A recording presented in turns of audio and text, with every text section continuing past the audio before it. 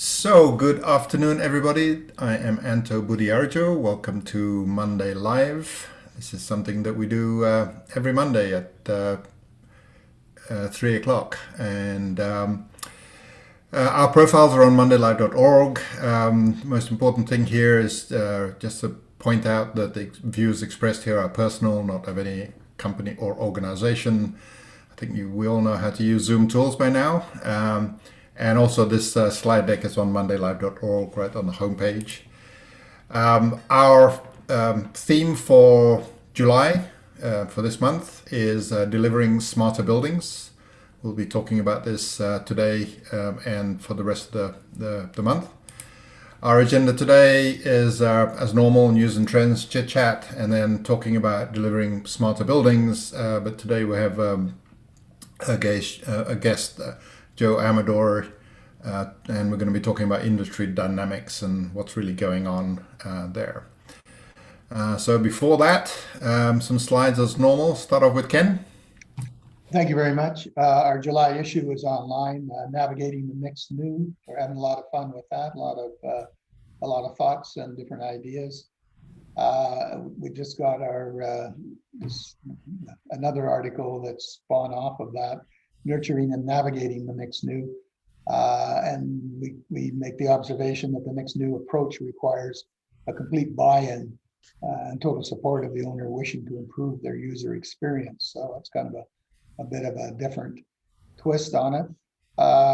James McHale put out a great little quick video. What is the impact of AI and machine learning on smart commercial buildings? It's about a minute long, so it's worth a look. And it links to one of his research reports, which of course is the purpose of it. But there's some interesting information there of who some of the players are. And another article that I came across was from Toby, who's with Universal Box out of Singapore, and he talks about artificial intelligence and the whole. I think this is a different world for us. Is we're all technologists and we all have come from that background. We're crossing over the floor with artificial intelligence and user experience, and we're getting into this: how do people feel, how do people react, what are cultural changes, what's acceptable and what's not acceptable. These are kind of the very new dimensions for me. Maybe for the rest of you not so much, but I find it quite challenging to try and get my mind around that, and just an expansion of consideration of things that we have to consider now to navigate the next new. Also provided a link to my LinkedIn shares and tweets. What's happening is I'm trying to grasp, as everybody is, what's going on here. So I quickly read a lot of information, and when I find something that I think is of interest to folks in our industry, I post it. So if you think I'm posting a lot, believe it or not, I'm throwing away 3 or 4 times as much as I'm posting, because there's just a tremendous amount of information. But hopefully these posts sort of give you a quick summary of some of the stuff that I've found interesting. Great, thank you, Ken. John. Yeah, so stories, a theme I've been bringing up a lot, what I think is growing momentum around sustainability. This is from Verge again, or rather GreenBiz again. So the sustainability imperative. In other words, the voices are getting louder and louder, and it opened with the line, "At long last, this stuff is being taken seriously." And they're not talking about us as vendors; they're talking about the building owners and operators and real estate owners and stuff. So I thought that was interesting, as was the other one. Hotel occupancy surpassed pre-COVID levels, and I was surprised to hear that. You hear on after the holiday, that the biggest travel week in a year or two, but actually surpassing pre-COVID levels, I thought was interesting. Yeah, indeed. Have you guys seen the prices, John? I don't know if you've looked to Crazy. travel for pleasure, Crazy. but boy, it's almost insane. almost 2x what it was pre-COVID level. Yeah. Yeah, I'm traveling this week, and it's ridiculous. Everything's ridiculous. Yep. Yeah. Anno. Sure. Interesting report from CRE, the Councillors of Real Estate, for 2021-22, top 10 issues affecting real estate in their mind. This is a group of real estate executives. You can see the list there. Number one, still remote work and mobility. But I thought number two warranted some attention: technology and acceleration and innovation. Lots of stuff there about stuff we know, things like artificial intelligence, machine learning, and Internet of Things cyber remain part of the landscape, except, as I mentioned, they've moved from new to how we do things now. So there's a transition there. And then I thought the last statement was something that we've been beating on for a while too, right? That one of the things that pandemic's done is accelerated the technology adoption of the end users, which I think echoes John's earlier point as well, right? That end users have accepted the technology acceleration as a result of the pandemic, which I thought was interesting. Interesting report. But those are the two that jumped out at me. Great, thank you. And I think there was another one, Mark. So two that kind of stood out for me this last 2 weeks, I guess, is the fact that the Mayo Clinic has been named the #1 smart hospital according to Newsweek, which I thought was interesting. No surprise on the fact that it's Mayo. But what was interesting is that they equated it to that the hospitals that best weathered the crisis were by and far and large the ones that were already open to integrating new technologies and taking advantage of data-driven opportunities, which I thought was, interesting. It really bodes well for what our industry has been doing and providing for them. So I thought that was interesting. And the other one is building a better decarbonized world means improving energy efficiency in buildings. And key here is new and old. So it's nice to see folks outside of our industry sort of zeroing in on stuff that our industry is doing and things like that. So. On that Mayo one, in the article, when they talked about smart hospitals, were they really talking about the facility or the equipment that they had, or is it both, or is it? The way I understood it and read it, it was both. So I thought that was, kind of interesting that it was both. Now, did they get specific? No, but sure, it's always going to be the robotic surgery and so forth. But in this, here it is. It's just said Newsweek partnered with data firm Statista to develop the list of 250 hospitals that are using the most advanced technologies.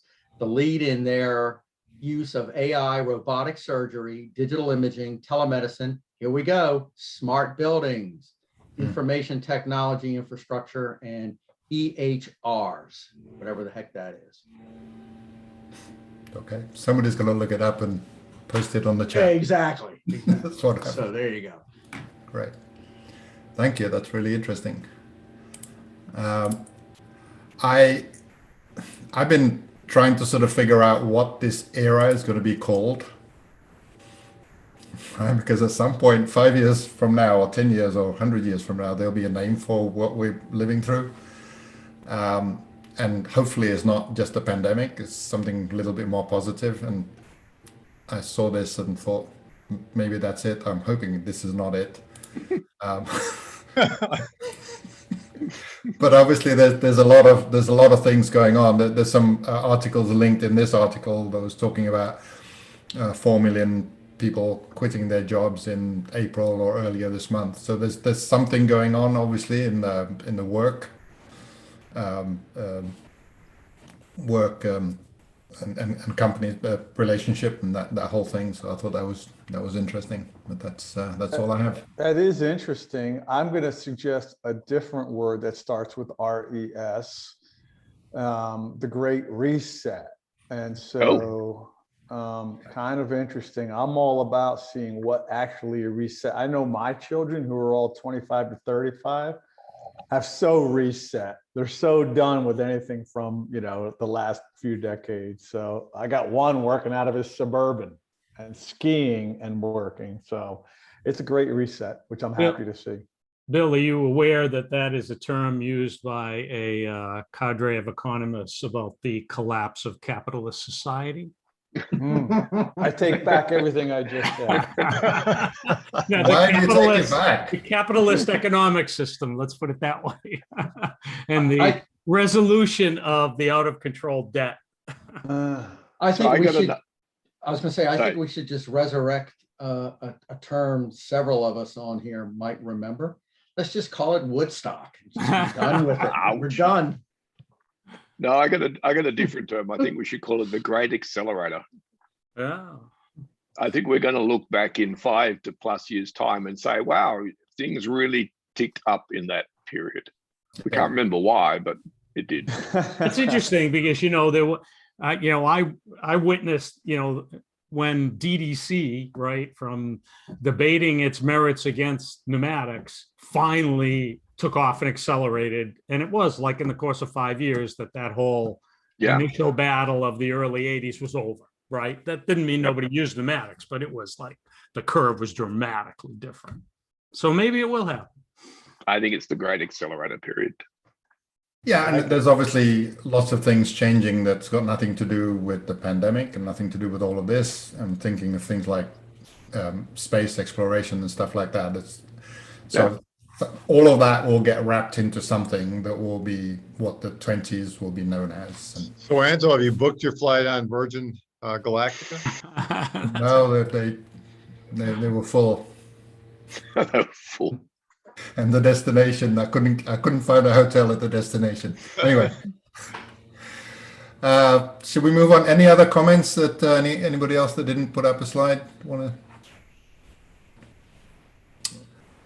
All right, so we shall proceed to our topic of today, and I'm going to ask Joe to come and join us. So Joe Aamidor will come and join us. And I don't know how many of you guys know Joe. He's been around as a consultant to a lot of BAS companies for quite a number of years. I used to hang out with him when I was living in the Bay Area. That was great. We brought him on because he talks to a lot of people in the industry, and specifically, Joe, you spend quite a bit of time with sort of M&A and investment and partnerships and sort of the movements of the industry. Sort of wondering, first of all, if I can ask the question, maybe you can sort of introduce yourself a little bit more, but what are the big trends that you're seeing in terms of how companies are shuffling in the middle of this great reset or whatever it is we're going to call it? And you're on mute. You're on mute. Thank you. Yeah, you can also see my camera. Is that right? Yeah. Okay. We can see you. For some reason on this view, I don't have a view of myself, which is fine. Quick about me. So Anto, everything he said was correct. I have worked in the space for most of my career. I started as a consultant, and then I spent some time as a sales engineer. I saw technology taking a bigger role in managing buildings and managing energy consumption in buildings, of course. And then I landed at Johnson Controls. I was a product manager there for a number of years. Spent a few years at Lucid, so I saw the biggest of the big companies, maybe not the smallest of the small, but a pretty small company, small fish in a big pond. And over the past 5+ years, I've been consulting on my own. And without going into a lot of detail, a lot of the work I do is with small companies within the product market strategy realm, companies that are small enough that they don't have a product manager. I do some work with large companies. Usually it's small teams there, corp dev teams, for example, strategy teams that are looking at this space, this industry. And then I do a little bit of work with investors. That's maybe over the past 2.5 years, where they might need help they want an independent view of the company they're looking at, their product, their market opportunity, the growth opportunities. So it fits in well, I think, with the question you asked. there's a lot of I think ways you can look at it. I mean, early in the pandemic, a lot of the small companies that I knew, and there's plenty I know that I don't formally work with. They're just companies I have a relationship with. Every 3-6 months, they might call me, want to do a 30-minute call, tell me what's going on. I'm always happy to engage in those types of discussions. I think there's a lot of fear, uncertainty, and doubt just around what will happen, what does this mean to our business, and that led to a lot of just preservation of capital or decisions around preservation of capital. Then I think, and I don't know that there was an inflection point here, but I think a lot of companies realized, well, one, this has identified a lot of big opportunities. The most blatant one, we're still in buildings. Buildings could be a vector of transmission for COVID. So a lot of reasons why they're maybe not as effective as they should be. The HVAC systems may be working suboptimally. But you also just saw a lot of, we all know large buildings. It's not like when you go on vacation and you can just maybe turn your thermostat off depending on where you live, maybe turn it to a certain, give it a wider band.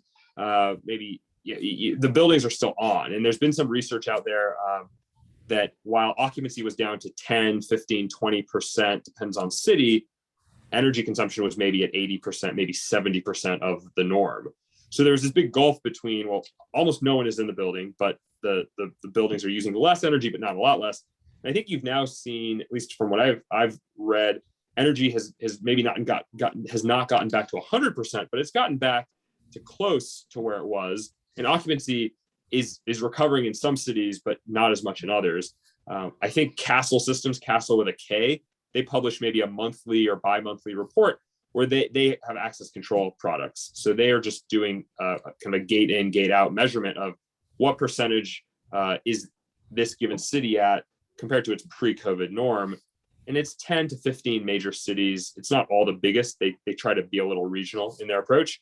But that's showing some cities, at least as of a month and a half ago, are up to 40 to 50%, maybe a little more. Now, maybe it's even higher in some cities, but others, New York and San Francisco were two where you still had pretty low percentages.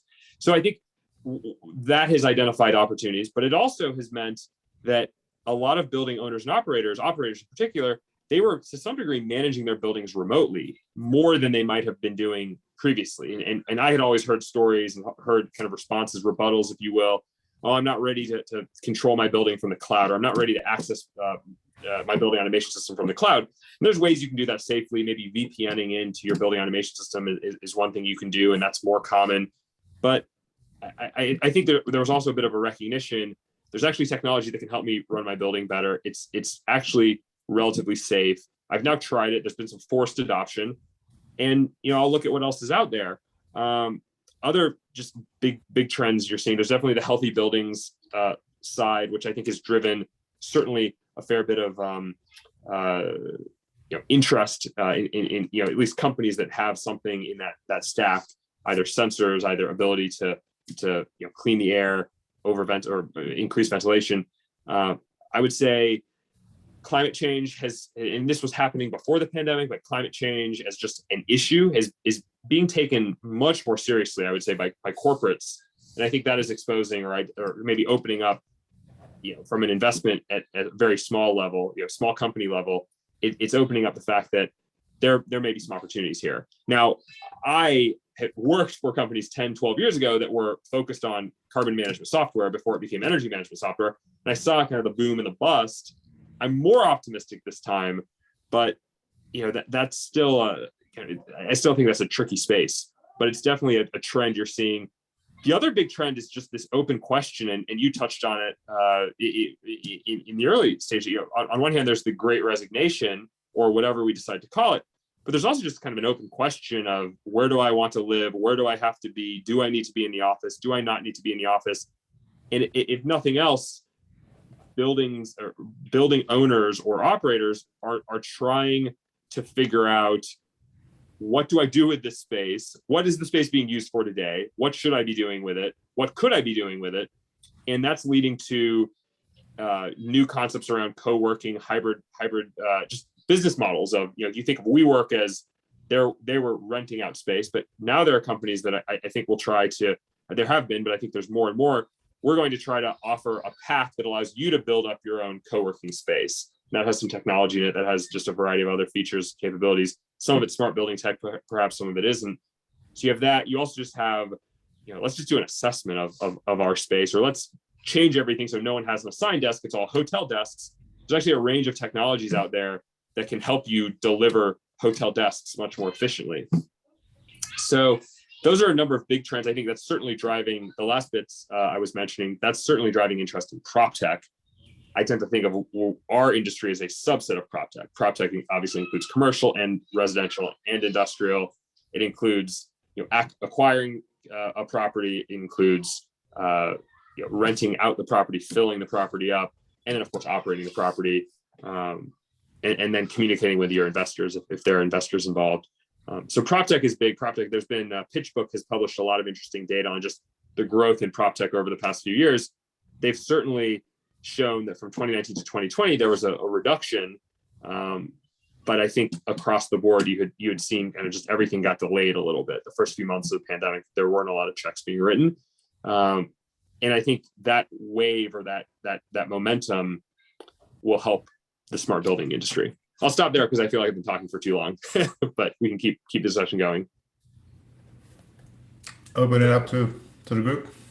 That was a question I had, Joe. So this is Anna. Hi, Anna. How you doing? We saw the same thing, right? There was I think people are sitting on a lot of cash and a lot of projects and have kind of stalled. Is that something that you see in the marketplace too? It's interesting. So one, I'll be candid in that I don't do a huge amount of work with owners and operators. So a lot of my work is those who are delivering a service. I do talk to some owners and operators, more operators, I should say, but in that group. So I do have conversations. I think that there was early in the pandemic, there definitely was a bit of a delay. I know talking to multiple facility managers, chief engineers, that cohort who noted, we've done a lot of research on air purification, on air cleaning. We have a plan. We have technologies we've identified that we like. We have others that we don't think are ready for prime time, but we haven't spent a lot of money yet because we don't have tenants back in the office. No one's been asking us exactly what we're doing. We're prepared. We're ready. We're not going to just deny any requests. But they've also noted if they own property in multiple cities, we also just don't think you will have the same demands or requests from all the different regions. And you could break that up in a variety of ways, but it's clear some areas of our country are dealing with the pandemic differently than others, and some are back to the office more so than others. And so I think that the downstream effect of that is if we own 100 buildings, we maybe aren't going to do the same thing in all 100. I would also say when I've informally talked to vendors, more the smaller vendors, I would say, than the larger vendors, the startups, in general, they've all had really good 2020s, more than they expected, maybe more than they projected even going into COVID. And I haven't necessarily gotten to exactly why is that, because I'm high on the industry. I think the industry is moving in the right direction. One criticism, maybe we're moving a little too slow. I don't know that I've seen this inflection point where all of a sudden smart building technology is a must-have, but I don't see why anyone would tell me they've had a really good year if they've just had an okay year. So it's a bit of an open question in my mind. I think the last thing I'll say, when you look at schools, other kind of public institutions, I think there's a lot of money being spent, and a lot of that is just directly from the stimulus. And if you small startups in general are more focused on commercial and corporate real estate, but I would say it's just number of buildings. There's a lot of schools out there. I don't have the numbers offhand, but there's just a lot of schools, a lot of square footage. Public sector buildings could be broken up in a variety of ways, from courthouses, just public venues, airports, things like that. There's a lot of that square footage. So you could do very well, if you're not focused on the major corporates who maybe still are not bringing people back to the office.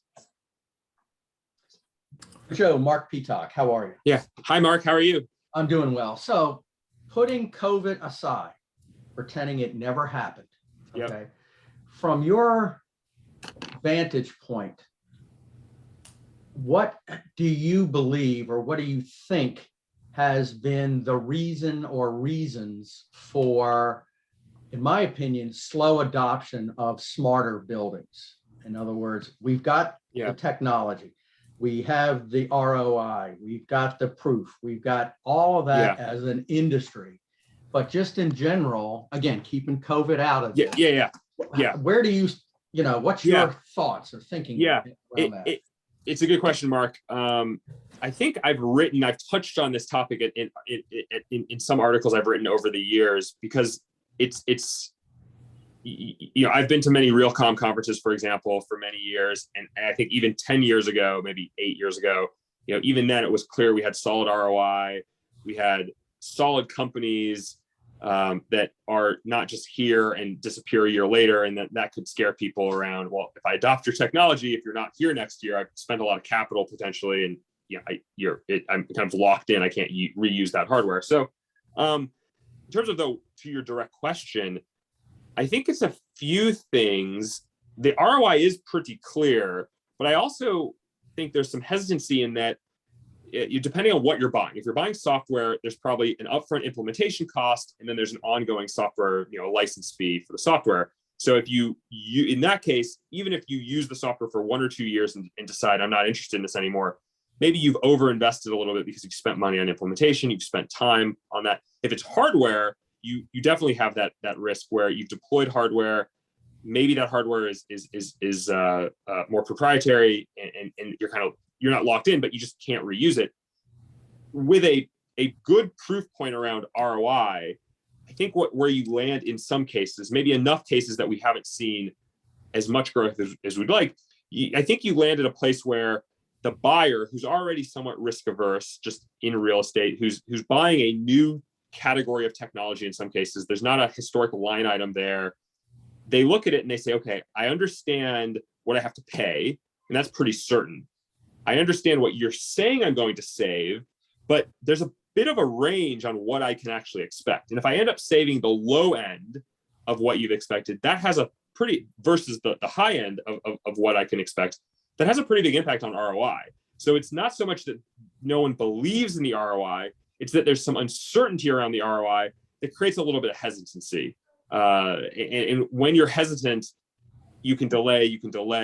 I think that's one thing. There was a great, Lawrence Berkeley National Lab, they have, if you just Google smart energy analytics, they've done great research. There are just huge number of white papers, other research papers, but the recent paper they published, I want to say end of last year, the last quarter of the year, last year, they looked at actual savings of energy information systems, which they defined as either energy management software, fault detection software, or what they call ASO software, which is automated system optimization. So like cloud-based HVAC control as an example.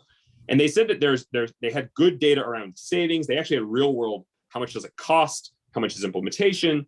So I encourage anyone to look at the study, but they found a very wide band in terms of how much do you actually save in energy. And in 1 or 2 cases, I think they profiled maybe 20, 25 different projects in that range. They found in 1 or 2 cases, there was actually no savings. And in other cases, in every other case, there was some savings, but in some cases, small savings. And the point I remember pulling from that section, and it was a conclusion they made, so it wasn't just me drawing the conclusion. They said, at this point in the market, we would expect, and this is paraphrasing, of course, but we would have expected more consistent outcomes. So the fact that the average is good is a good outcome. But what's not good is that there are some buildings that deploy these technologies that actually do not have any recognized savings. And I think that's one piece that creates hesitancy. A couple others, and I'll be quick because we can talk more about it, of course, but a couple other pieces, there's just a lot of vendors. And I think that creates some confusion as well. I've definitely talked to some building owners who have, and I think I wrote a piece about this where, they're looking at 2 firms and I don't really consult on the vendor selection side. But if informally an owner calls me or operator calls me and says, I'm looking at these 3 companies, are there any others I should take a look at? I'm happy to give them some names and just say, well, in that cohort, these are the companies that you typically see compared to each other. And a lot of that's just word of mouth, or you can see reports written about them, or you can look at a quadrant, or so I'm happy to just give them some names. And sometimes they're just looking at very vastly different firms. And I'll explain, well, the 2 firms you're looking at, there's a little nuance to what they do. I would also, though, say there's new companies entering the market, maybe not as much as there was, as you saw that a couple of years ago, but that makes it hard to really go from, I'm researching the market, I'm going to identify the 10 that look relevant, I'm going to do an RFI with 8 of them, I'm going to do an RFP with the 5 that I like the most. You might find that 6-month, 9-month process, by the end of it, you've learned of 3 new companies that are fairly new or just hadn't really invested in marketing yet, so no one knew about them. And you say, well, I should include them as well. And I've, at times had ongoing discussions with firms that, just again, informal discussions where it's clear that is what's happening. Or, oh, we got to the point where we had 5 firms, but then 2 more firms popped up that they're really relevant. We wanted to include them. And you get into this cycle where it's really hard to make a decision, not because you're indecisive, but because the market is still somewhat in flux. I think those 2 factors, the uncertainty of your return or your ROI, the raw number of vendors out there, those make it difficult to get this very an accelerating amount of growth. Clearly, there are other strong tailwinds that are driving some growth and driving adoption, but that's the balance. Thanks, appreciate it. Yeah, no, of course.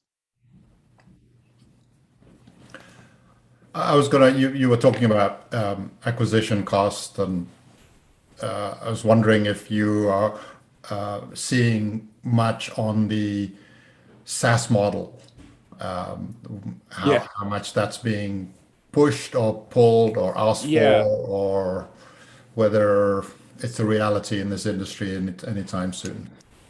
I think as you look at the larger, as you look at the larger firms that are deploying more traditional services, more traditional, hardware implementation, ongoing services, I think there you're seeing, the models are fairly similar. I've heard, in some cases, people have mentioned that,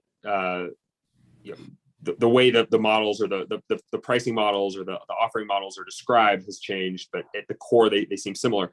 I would say on the part of, the cloud-based smart building platform and software firms. So we have a software solution, we pull data using a Jace or some other hardware device. We pull data to the cloud, we then analyze it, and we provide you reports, charts, alarms, actionable information, all the, everything that we're familiar with.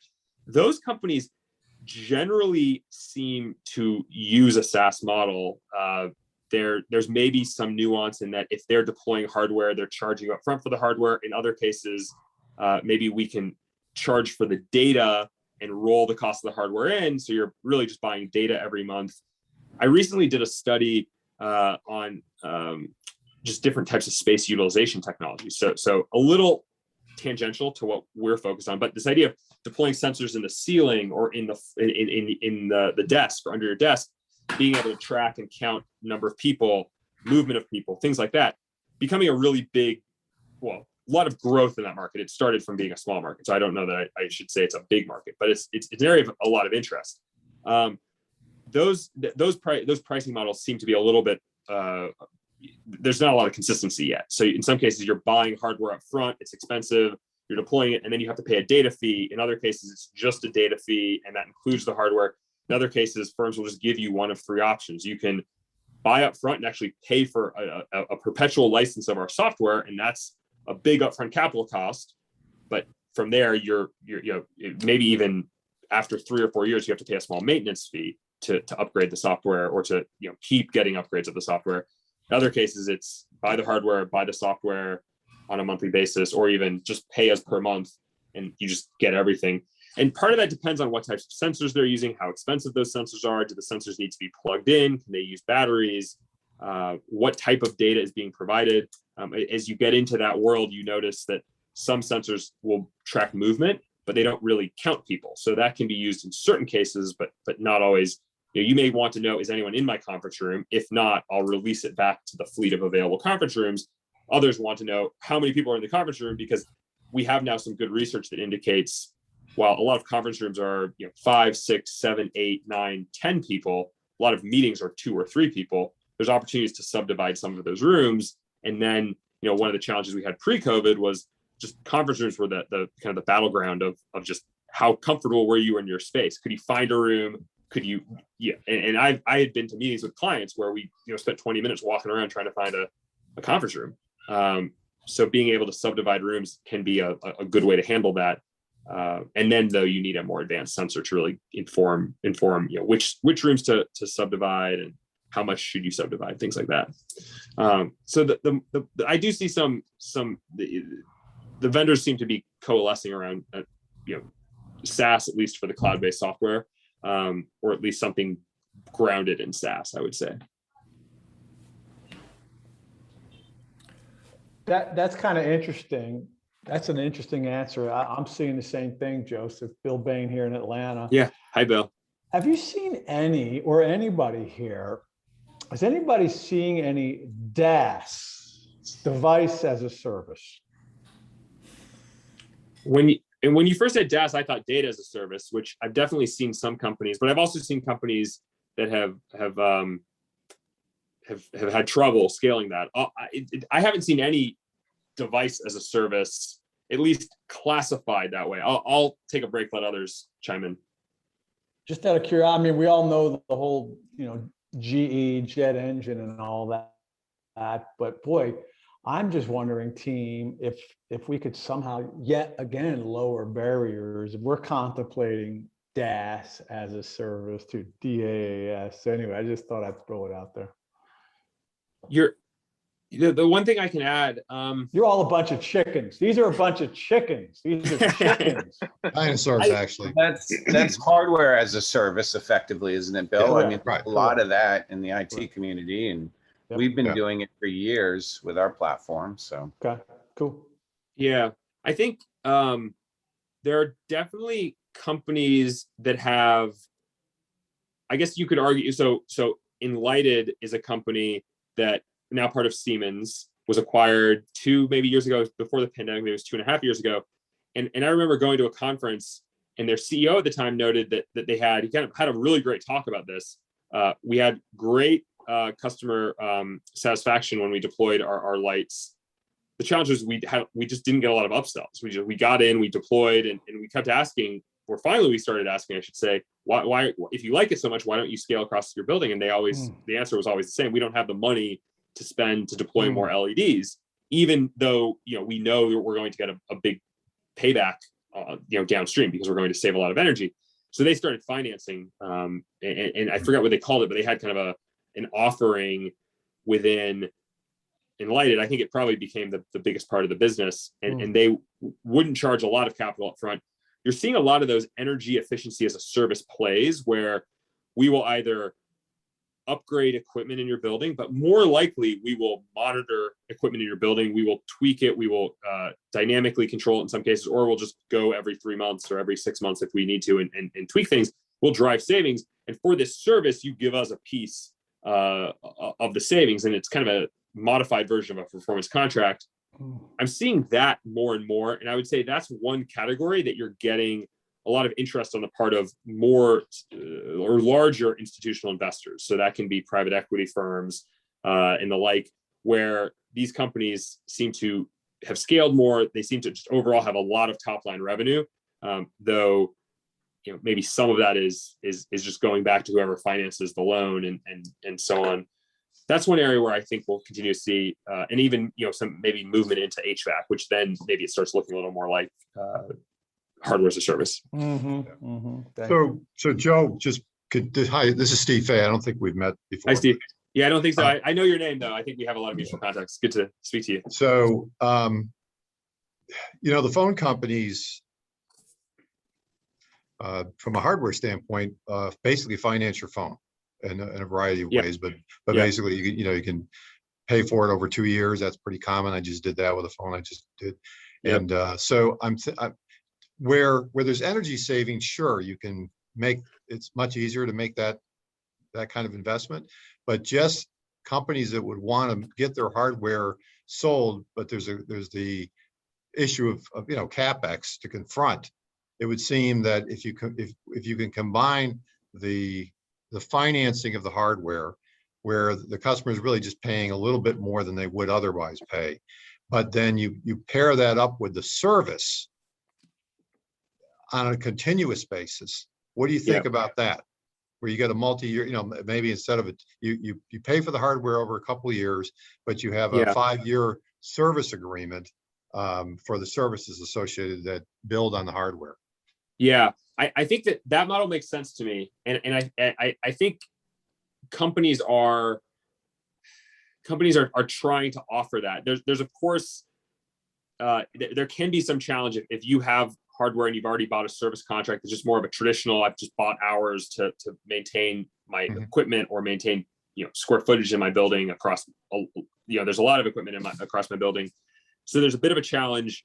Maybe you view a new service contract or a new service ongoing service to kind of overlap what you already have.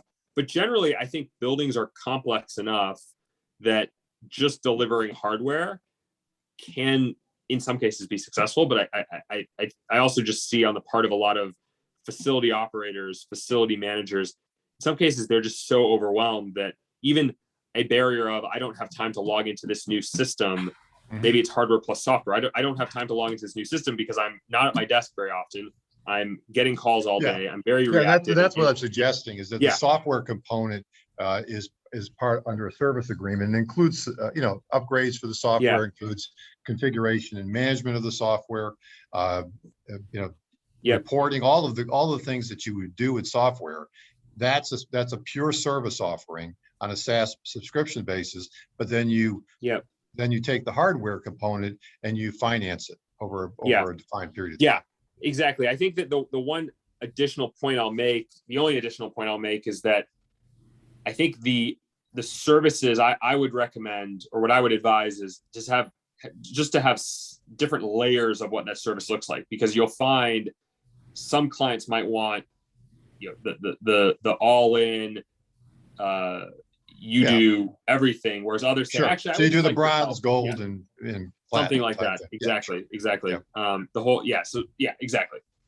Actually, Joseph, I'd like to ask a question. Ken Sinclair here. Hey, Ken, good to see you again.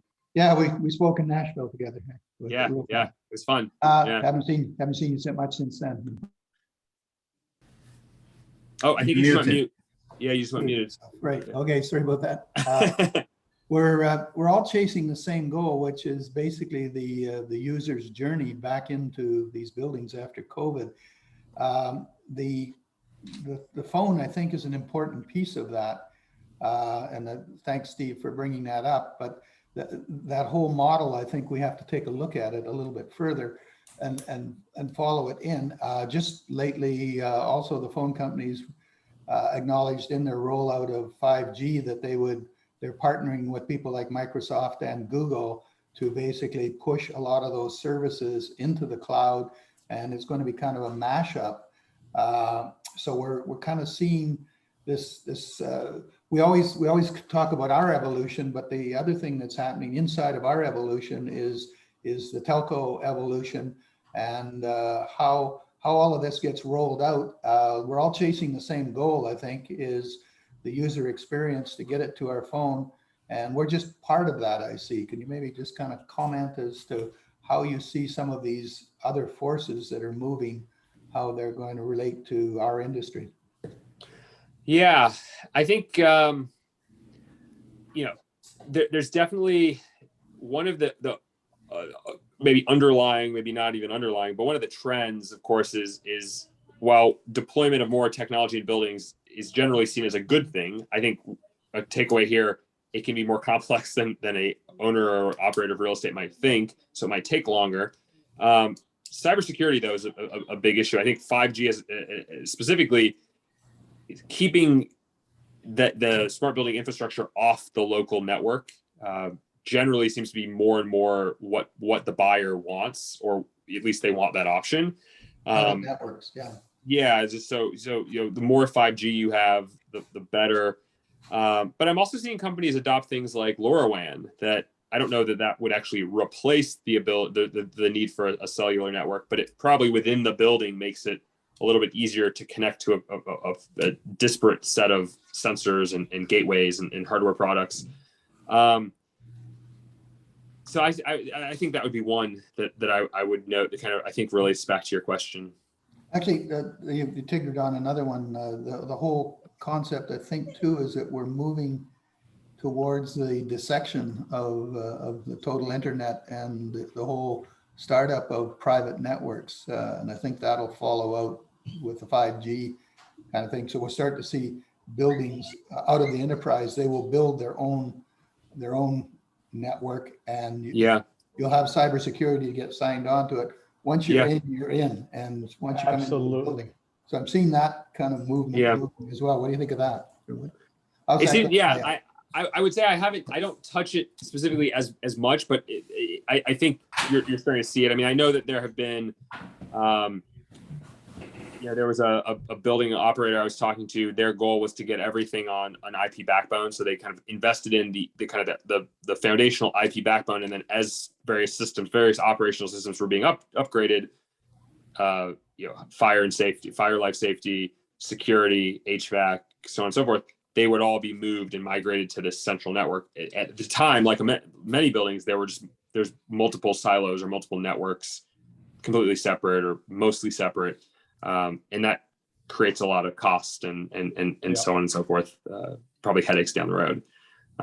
So I definitely see at least some of the leaders I know, or those who I tend to think of as leaders, certainly investing in that direction and kind of planning ahead. Not just deploying a network that you need because you have a control system that requires a network. It's more bigger than that. So you see a point where the telcos will offer that as a service? So we'll buy our private network? It's a good question. I could see it happening. But I don't know for sure, to be totally honest. As it relates to the networking side, yeah. That's okay, Ken, I know. So first of all, they've been offering that for years, called an APN. It's expensive and complicated. Right now you're seeing things with 5G, you're seeing things like CBRS, Google that, all right? So you got that kind of stuff. And I say that's an old dinosaur model. So I say you look at companies like Box who create your own private infrastructure without having to be a telecom. So companies are going to get to own their own private networks without having to go after the big boys. So, Joe, I'd like to sort of change the topic a little bit. Sure. You're painting a picture of sort of a dynamic industry in growth, kind of, but it's not settling in. There's still a lot of uncertainty. Yeah. But there's definitely growth. There's all those sort of indications of that. Usually, when you get into that kind of situation, there's a lot of partnerships and people aligning with each other, creating coalitions, creating alliances, and not necessarily buying other companies. There's always some of that. So are you seeing the sort of the partner model getting a lot of traction? And are those with what sort of companies? Big, small, mix? Yeah, it's a good question. So one thing, to make a very minor plug, but I think a relevant one, on my website, there's I have a tracker of partnerships and a tracker of M&A. They're free, so it's just Google Docs. I've just shared read only. So if you go to my website, aamidorconsulting.com, you go under resources as the heading, you'll see just links. I just say that because it's just a good place to. I started doing that for my own internal use, and then I think I shared it with somebody who said, "Oh, I'd love to just be able to track along." And so there are a lot of partnerships.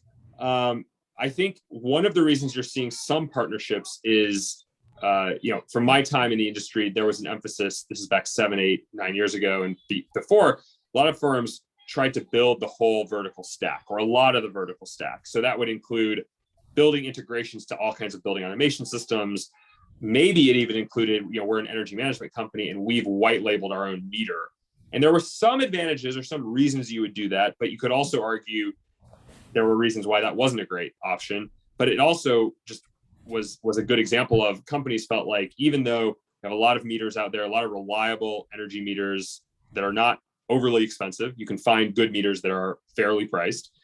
There were firms that said, no, we're just going to build our own. We're going to develop our own. And usually they would have some differentiator associated with it. Well, it's easier to install, or, we're trained to install it so we can do it more quickly, or we record a much more granular data set so we can tell you more about your building. And I think we're moving a little bit away from that, though I think we're not totally away from that, but we're moving away to some degree in that there are companies popping up that just do a piece of that stack. So a good example, Urginet is one company. They acquire utility bill data and they digitize it, and then they have an API, and you can access those data. There was a company that received, I think it was probably last month, or maybe it was earlier. It was probably in June. A company called Mapped, and Mapped is many of you have probably heard of them, and they're not the only company like this, but they just raised money. They have that layer, that silo. They clearly are going to market, partnering with other firms. They're not really delivering the full stack, in that if you want to deploy smart building technology, I don't think that is all you need. That's part of what you need. So you're seeing a lot, and there's a lot of other companies. So we're seeing companies enter the market with the intent of being a partner to others. So that's good, because if everyone wants to build everything themselves, it will make it a lot harder to partner, because you'll always be able to point to everyone else or any other potential partner, say, oh, well, we're competitive, this won't work.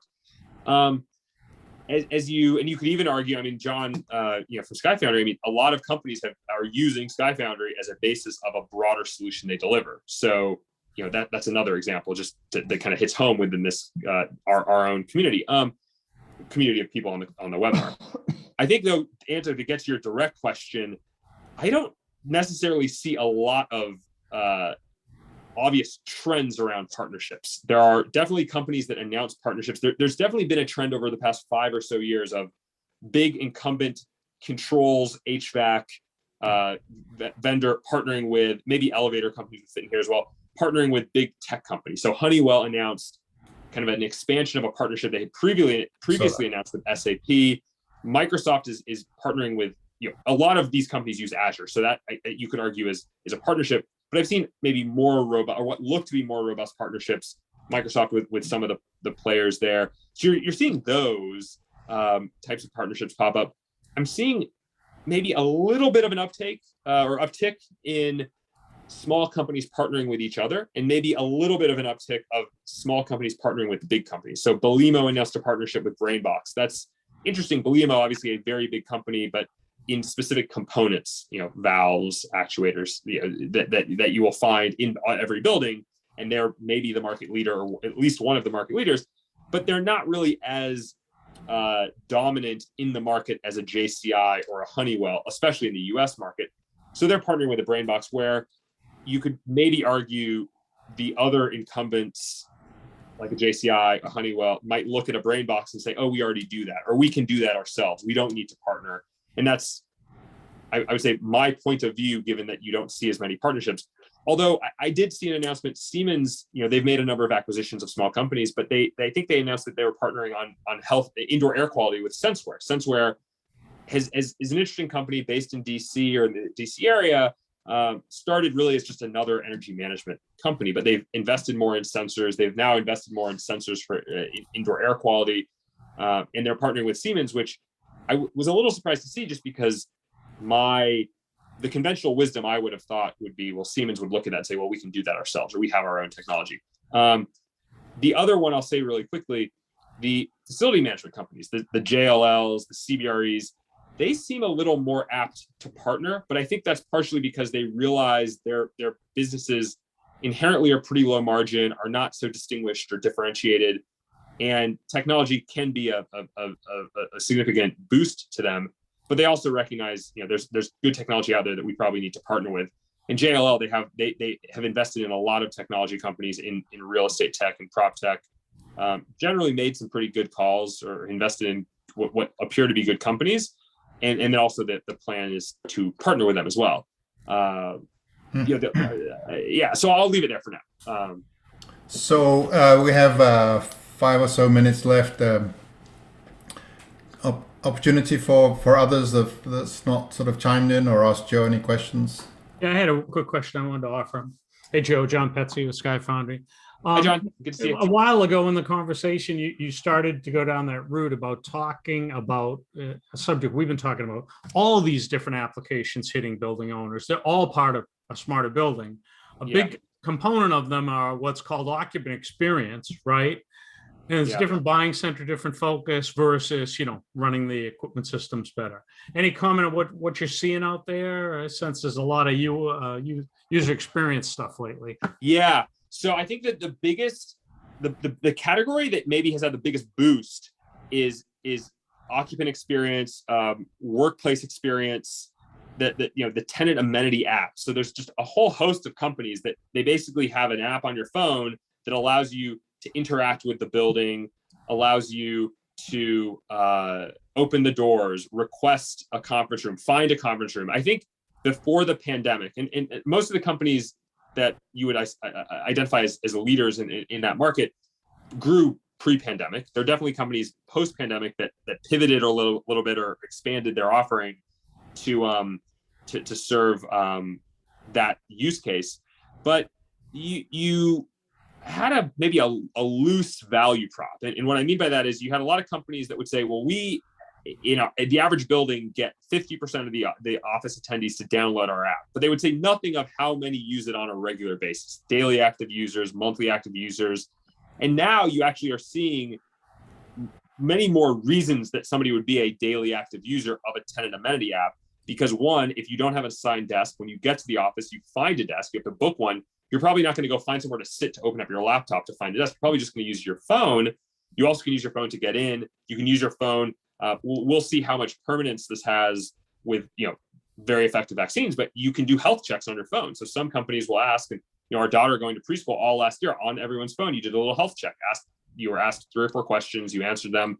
You can definitely see that happening in an office as well. And I think it's been done. Again, though, we'll see if it continues to be done or not. I suppose it would probably vary based on company. So the tenant amenity apps certainly, or the workplace experience apps certainly are seeing a lot of investment. And there's just some of these mega trends, moving to hotel desks, being able to track health of workers, being able to allow workers to work from anywhere, but still have an easy way to connect and find their colleagues. The other kind of side note of that is those companies, you could argue, are part of the bigger integrated workplace management system space, IWMS, which really is not so different than commercial computer, CMMS products.